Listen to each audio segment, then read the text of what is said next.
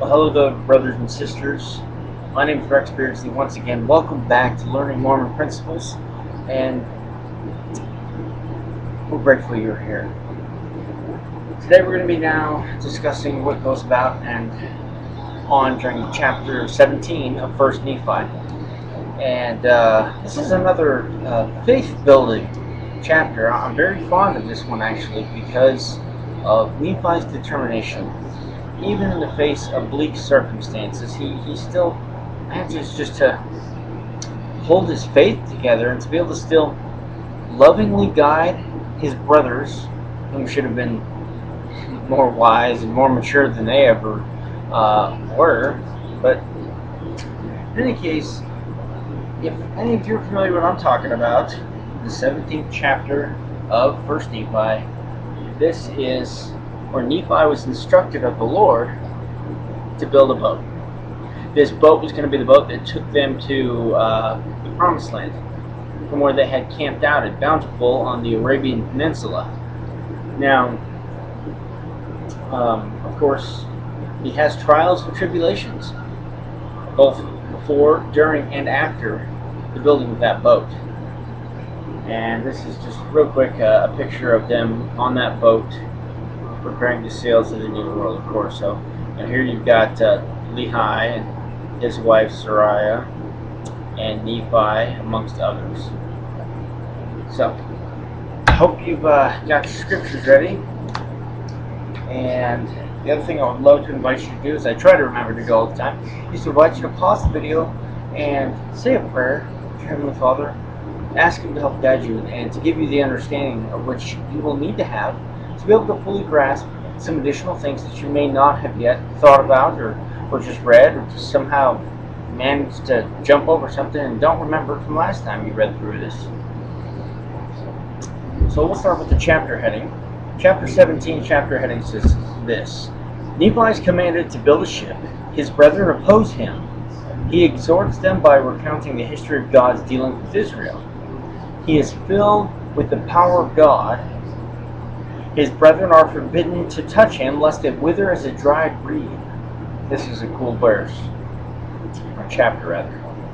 And it came to pass that we did take our journey into the wilderness, and we did travel nearly eastward from that time forth.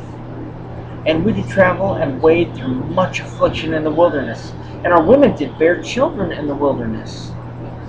Now, oftentimes, brothers and sisters, we actually think wilderness being just a big dense jungle or a forest, when in actuality,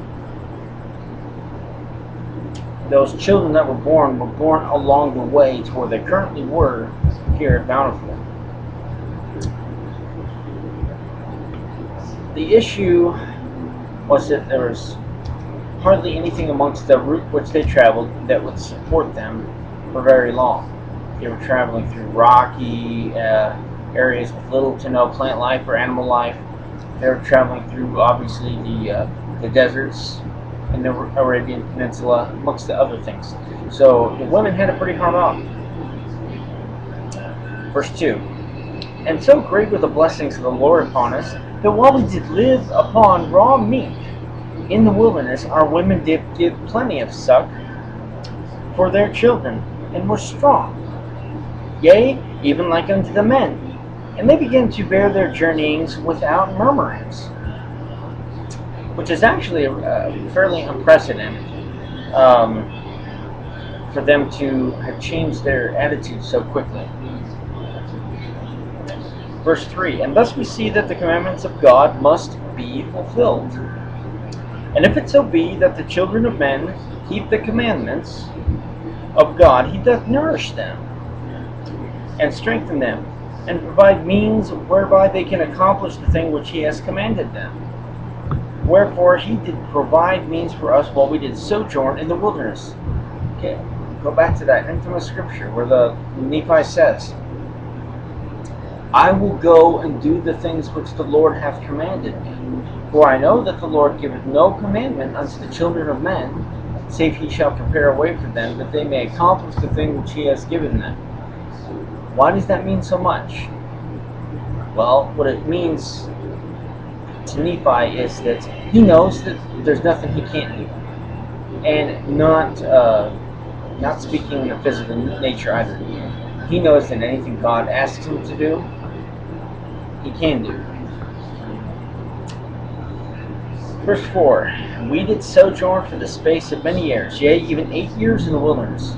So it took them 8 years to travel from Jerusalem all the way to the southeast corner of the Arabian Peninsula into the land which they called Bountiful, where they waited along the shorelines.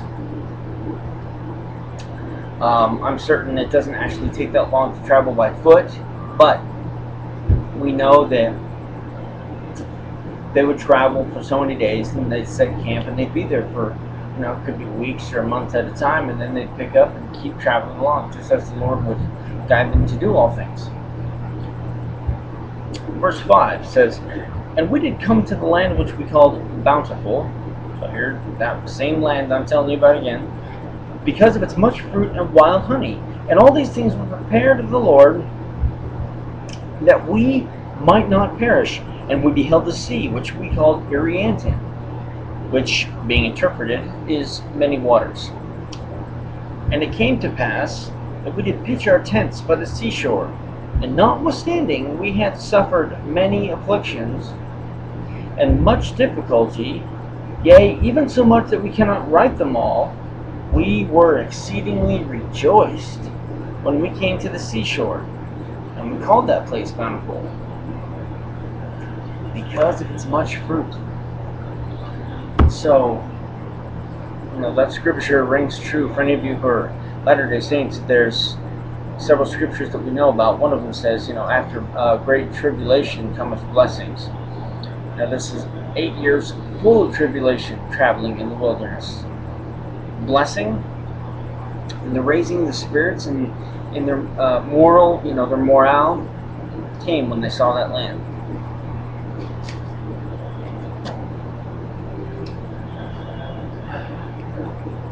Verse 7.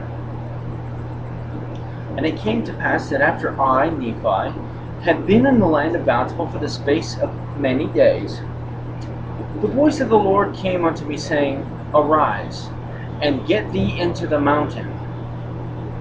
And it came to pass that I arose and went up into the mountain, and cried unto the Lord. Remember, when it says to cry unto the Lord, you're praying. You're appealing to the Lord for His attention or His blessings or whatever it is exactly you're praying about.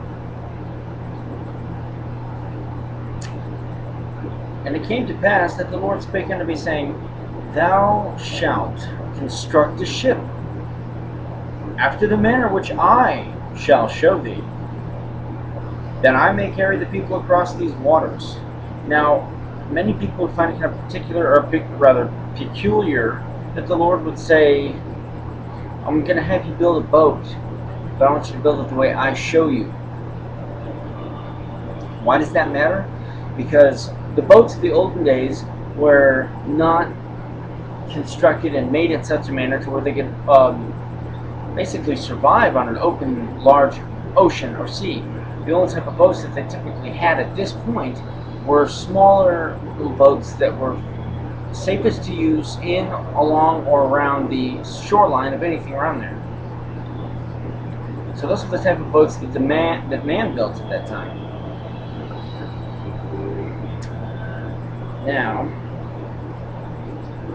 remember, like I said, Nephi doesn't question the Lord, but he's definitely also not afraid to let the Lord know that he needs the Lord's advice.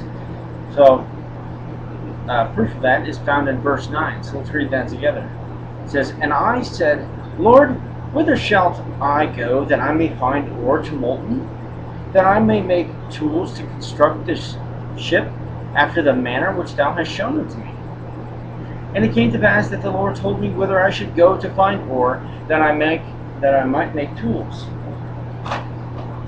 He asked, and he received. And that's the most important lesson that I think Nephi continues to teach over the entire course of the scriptural record that he keeps.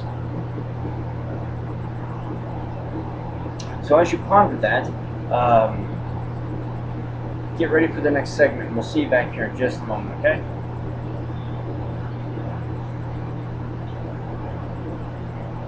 I think.